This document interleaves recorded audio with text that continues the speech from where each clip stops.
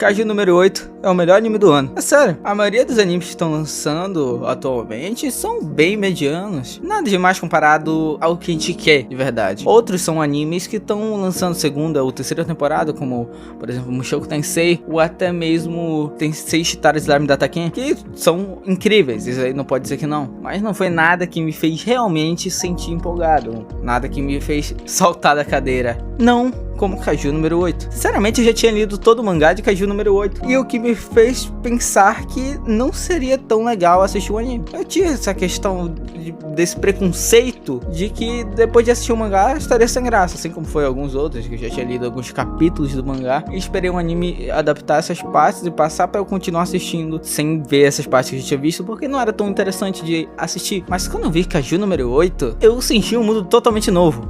Não foi como Solo Leveling, que eu já tinha visto as cenas no manhwa e eu já sabia exatamente o que ia acontecer e eu não tava tão empolgado assim. Eu empolgava, eu achava muito lindas as lutas, mas tipo assim, nada tão empolgante como deveria ser. Mas já Kaiju número 8 não, mesmo sabendo de tudo que aconteceu, eu senti empolgação, eu ria das piadas, e as piadas, algumas piadas foram bem boas.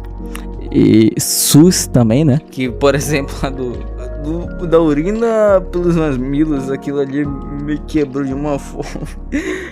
Ai, velho, Kaiju número 8 é muito bom, cara. E ainda foi anunciado no jogo, né? Mas o que me fez gostar de Kaiju número 8, do anime e do mangá, não, mas do anime específico, foi a animação. A animação de combate tá muito bonita. Nada, tipo, gigantesco, incrível. Mas tá muito linda, tão simples, bem feito. O básico a um nível extremo. Não tem aquela questão, aquele pós da animação de luz e sombras, nada demais, assim. Mas a animação está extremamente limpa. Não tem nada poluindo. O combate é muito bonito. Isso que me fez gostar. Não tem luzes e sombras tão trabalhadas, mas isso fez com que ficasse mais limpo no combate, na batalha. E eu achei uma decisão muito melhor do que seria de poluir com luz e sombra, com animação e tal. E isso daí me fez gostar muito. Tirando, né, aquelas caras de sapo que às vezes... Bora não considerar isso, né? Essa cara de sapo, sério, meu Deus, é um pouco estranho. O traje do mangá é tão bonito, o cara pega o negócio, bota uma cara de sapo dos personagens. Mas não tá ruim. Eu preferia mais parecido com o mangá? Preferia, mas... fazer o que, né? E a história, uma coisa que eu gosto de Kaiju número 8 é com a história, mesmo ela sendo genérica, ela não é genérica. É um pouco contraditório falar isso, mas ela tem todas as características de uma história genérica. Um protagonista que era fraco, que vai lá e ganha um poder hiper forte à custa de um monstro que tá dentro dele. É o básico, mais básico do Shonen, Naruto. Tem diversas obras que são assim, principalmente Naruto aí, né, que tem a Kurama, e aí tem vários outros animes que bebem da mesma fonte. Só que no Kaiju número 8 eu sinto que é diferente, né? Tem aquela diferença. Não é necessariamente um monstro ali que tá dentro dele, né? Mas, tipo, não é aquele questão, nossa, ele fica falando com o monstro e fala, monstro, me dê esse poder. Não fica um negócio assim, entendeu? E isso daí tira, mesmo sendo genérico, tira aquela questão genérica. Claro, ele já perdeu o controle uma vez, mas nada que fez, nossa, meu Deus, agora, meu Deus. Todo aquele negócio que tira atenção, já que a gente sabe exatamente o que vai acontecer. No Kaiju número 8, eu senti tensão quando ele virou aquele monstro, inclusive foi adaptado recentemente nesse último episódio, já que eu tô gravando isso sábado. E... que eu gostei, ficou bom demais. A história, mesmo ela sendo, ela tem essa característica mesmo sendo genérica, ela não é genérica. Isso é um pouco estranho, até um pouco contraditório, né? Mas eu gostei, simples, é isso. O protagonista, eu gosto muito do protagonista, porque ele é um protagonista que não tem aquele bagulho, ai, meu Deus, eles estão em perigo, ai, meu Deus, o que eu faço? Oh my god. Então não tem isso, ele vai lá, ele apenas age. Isso daí é um ponto totalmente positivo, tá? Porque eu não aguento mais ver protagonista duvidando da sua capacidade, que fica lá parado 3 horas, a pessoa tá quase pra morrer, no último segundo ele pega a coragem e vai lá. Não, o Kafka, ele é uma pessoa que determinada, ele vai, ele corre atrás, ele pula na frente, se ele morrer, dane-se, mas ele vai salvar a pessoa. Ele não para, ele não hesita, ele não tem aquela hesitação. E se tiver, é algo pouco tempo, algo que não bota tanto em perigo as pessoas. E se for uma hesitação, vai ser em relação a outra coisa, não relacionada a ele salvar pessoas. Porque se ele tiver que se sacrificar, ele vai se sacrificar. Eu gosto muito do protagonista, sério. E além também dessas ambições diferentes da maioria. Geralmente no shonen, as ambições elas são muito padrões, né? Nossa, eu quero ser o mais forte. Ou, nossa, acabei entrando no mundo, agora eu sou obrigado a ser o mais forte. Entendeu? Não. Do Kafka, a ambição dele é ficar do lado de Minashiro.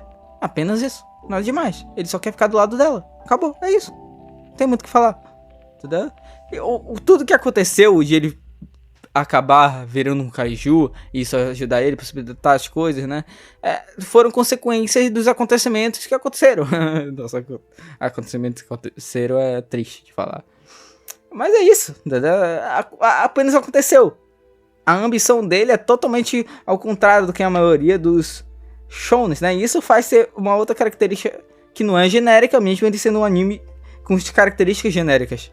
Com a construção, o esqueleto do anime é genérico, mas não é um anime genérico. Agora, uma coisa que eu amo em Kaiju número 8 é a profundidade de mundo. Ah, mas o que é profundidade de mundo? A profundidade de mundo que eu cito é com a história, conta a história, entendeu? Por exemplo, as questões tecnológicas do mundo de Kaiju número 8. Não surgiu do nada, não foi aquele, nossa, um mês depois, ou um ano depois, nossa, hiper tecnologias que podem matar Kaiju, tá ligado? Porque um homem muito inteligente ali possibilitou a gente, o cientista XYZ, entendeu? Não tem isso. A história de Kaiju número 8, os Kaijus atacam desde muito tempo. Muito tempo. Inclusive tem, acho que é o Kaiju número 2 que atacou em 1900 e pouco lá em um país, no Japão. Não foi tudo no Japão, né? A maioria que a gente vê tudo no Japão. Mas numa cidade do Japão em 1970 e pouquinhos lá, o Kaiju número 2. Que foi que da arma numerada que o pai da cabelo loiro lá, que eu me esqueci o nome agora, tem, né? Além também que é muito interessante é que os Kaijus, no mundo de Kaiju número 8, eles são tratados como desastres naturais, entendeu? Tudo que acontece ali não acontece terremotos, por exemplo. Então, em vez de dar escala Richard simbolizar terremotos, elas simbolizam os poderes dos Kaijus. Olha que interessante. Por exemplo, um terremoto lá a gente não tem. Então o terremoto que causa um terremoto de destruição são os Kaijus, que substituem esse lugar. Inclusive, os Dai Kaijus, que são o último nível de Kaiju, tem Yonju, não sei que outro Yonju lá, não esqueci. E tem os Dai Kaiju, que é o nível mais forte de Kaiju.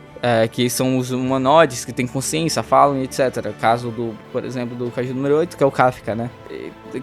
E também, para isso, eles têm que ter uma força superior a 8.0, que já é um nível de força que, na escala Richard, consegue destruir qualquer construção da civilização humana.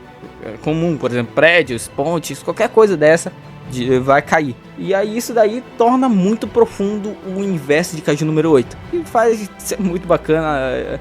É algo que realmente me empolga. Algo que não foi muito bem explorado. Não posso dizer que foi perfeitamente explorado isso no próprio mangá. Mas só por ter isso, já conta uma história por si só.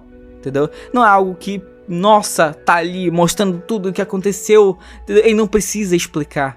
Que isso daí também é uma agonia que todo mangá shounen apresenta, né? É que o cara usa o poder de destruição, o vazio roxo. Não, mas o vazio roxo ele destrói tudo. A gente sabe que destrói tudo porque a gente viu destruindo tudo. Não tem por que explicar.